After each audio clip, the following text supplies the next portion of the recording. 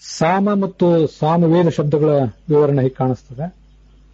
ಗೀತಾ ತಾತ್ಪರ್ಯದ 9ನೇ ಅಧ್ಯಾಯದಲ್ಲಿ ಋಕ್ಸಾಮ ಯಜುರೇವಚ ಅಂತ ಭಗವದ್ಗೀತೆ ಶ್ಲೋಕ ಏನಿದೆ ಅದನ್ನು ವಿವರಣೆ ಮಾಡುವ ಪ್ರಸಂಗದಲ್ಲಿ ಸಮತ್ವಾಚ್ಯ ನಿಜರೂಪೇಶು ಸಾಮಸಃ, ತನ್ನ ಎಲ್ಲಾ ರೂಪಗಳಲ್ಲೂ ಆತ ಸಮಾನನಾದ್ದರಿಂದ ಅವನನ್ನ ಸಾಮ ಅಂತ ಹೇಳ್ತಾರೆ ಅಂತ ವರ್ಣನೆ ಮಾಡಿದ್ದಾರೆ. ಸಾಮಚಾಸೋ ಸಮತ್ವತಃ ಅಂತ ತೈತ್ರಿಯ ಉಪನಿಷತ್ತಿನ ಭಾಷ್ಯದಲ್ಲಿ ವ್ಯಾಹೃತಿ ಪ್ರತಿಪಾದ್ಯ ಭಗವಂತನ ರೂಪಗಳನ್ನು ಸ್ಥಾನಗಳನ್ನು ವರ್ಣನೆ ಮಾಡುವಾಗ ಆತ ಸಾಮ ಯಾಕೆ ಅಂದ್ರೆ ಎಲ್ಲಾ ರೂಪಗಳಲ್ಲೂ ಸಮಾನ ಆದ್ರಿಂದ ಅಂತ, ಅದೇ ಅರ್ಥದ ಮತ್ತೊಂದು ಉಲ್ಲೇಖ ಅಷ್ಟೆ. ಸಾಮವೇದೇ ಸಾಮ್ಯಂ ವೇದಯತೆ ಹ್ಯಯಂ ಅಂತ ಛಾಂದೋಗ್ಯ ಉಪನಿಷತ್ತಿನ 3ನೇ ಅಧ್ಯಾಯದಲ್ಲಿ ಲಕ್ಷ್ಮೀದೇವಿ ಭಗವಂತನ ಬಾಹುಗಳನ್ನು ಉಪಾಸಿಸಿ ಪಡೆದ ಫಲವನ್ನ ವರ್ಣನೆ ಮಾಡುವಂತ ಪ್ರಸಂಗ. ಅವನನ್ನು ಸಾಮವೇದದಲ್ಲಿ ಇರುವುದರಿಂದ ಸಾಮವೇದ ಅಂತ ಹೇಳ್ತಾರೆ. ಮತ್ತೆ ಸಾಮ್ಯವನ್ನ ಕೊಡುವಂಥವನು, ನಾವೆಲ್ಲರೂ ಭಗವಂತನ ಭಕ್ತರಾದವರೆಲ್ಲರೂ ಕೂಡ ಮುಕ್ತರಾದಾಗ ಅವರೆಲ್ಲರಿಗೂ ಒಂದು ಸಮಾನತೆಯನ್ನು ಕೊಡ್ತಾನೆ. ನಿರ್ದುಃಖ ಎಂಬ ನೆಲೆಯಲ್ಲಿ ಎಲ್ಲರೂ ಕೂಡ ಸಮಾನರಾಗ್ತಾರೆ. ಎಲ್ಲರಿಗೂ ಕೂಡ ಅವರವರ ಆನಂದದ ತಾರತಮ್ಯ ಇತ್ಯಾದಿಗಳು ಇದ್ದೇ ಇರ್ತವೆ. ಆದ್ರೂ ಕೂಡ ನಿರ್ದುಃಖರು ಎಂಬ ನೆಲೆಯಲ್ಲಿ ಒಂದು ಸಮಾನತೆ ಬರ್ತದೆ. ಆ ಕಾರಣಕ್ಕಾಗಿ ಅವನನ್ನೇ ಸಾಮ್ಯವನ್ನ ಕೊಡುವಂಥವನು ಅಂತ ಉಪಾಸನೆ ಮಾಡ್ತಾರೆ.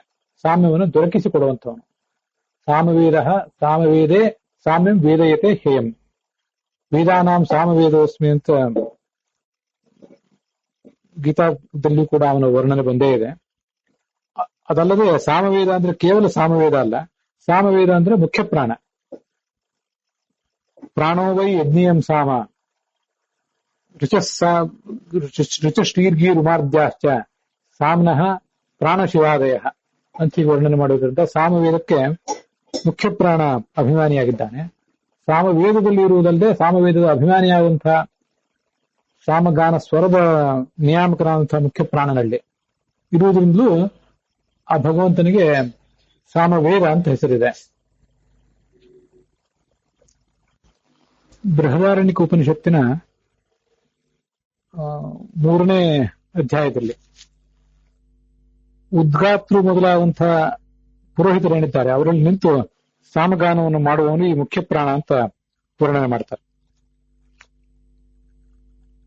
ತದ್ಧಾಪಿ ಬ್ರಹ್ಮದತ್ತಃ ಚೈಕಿತಾನೇಯ ರಾಜಾನಂ ಭಕ್ಷಯನ್ ಉವಾಚ ಅಯಂ ತ್ವಸ್ಯ ರಾಜ ಮೂರ್ಧಾನಂ ವಿಪಾತಯತಾತ್ ಉದೀಚ್ಯಮಾನಃ ಅಸ್ಯ ಅಂಗೀರಸಃ ಅನ್ಯೇನ ಉದಗಾಯದಿತಿ ವಾಚಾಸ್ಯೇವ ಸ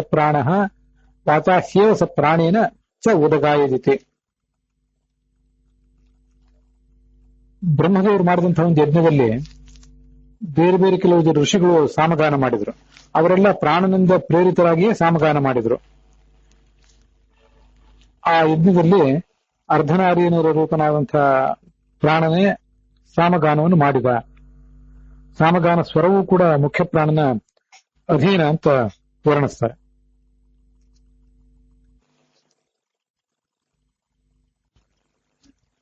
ಏಷವು ಏವ ಸಾಮ ವಾಗ್ವೈ ಸಾ ಅಮ ಏಷಃ.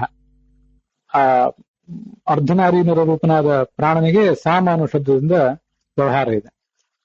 ಆ ಸ್ತ್ರೀಯರಲ್ಲಿ ಅತ್ಯಂತ ಶ್ರೇಷ್ಠಳಾದಂತಹ ಸಾ ಅಂದ್ರೆ ಭಾರತಿ, ಅವಳಿಂದ ಕೂಡಿದವನು ಅಮಿತವಾದಂತಹ ಮಹಿಮಾವುಳ್ಳವನು ಅಮ ಮುಖ್ಯ ಪ್ರಾಣ. ಅವರಿಬ್ಬರು ಸೇರಿ ಸಾಮ ಅಂತ ಕರೆಸ್ಕೊಂಡಿದ್ದಾರೆ.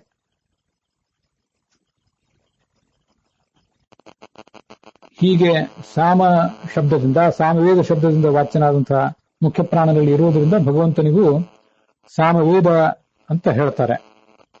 ಇದು ಸಾಮವೇದ ಶಬ್ದದ ಒಂದು ಮತ್ತು ಸಾಮ ಶಬ್ದದ ನಿರ್ವಚನ.